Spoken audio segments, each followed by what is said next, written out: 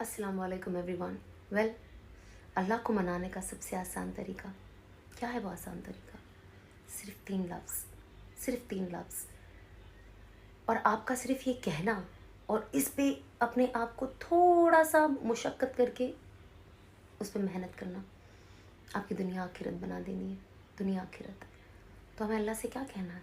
या अल्लाह, मेरी तौबा, मैं आपको कहती हूँ, आप ये कह के देखें, थोड़ा सा नफ्स को काबू करके देखें और फिर देखिए अल्लाह आपको कैसे इज़्ज़तों से नवाजता है, कैसे आपकी मुश्किलों को आसान करता है, कैसे वो सुकून देता है जो सुकून आपको चाहिए, आपके दिल को, आपके दिमाग को।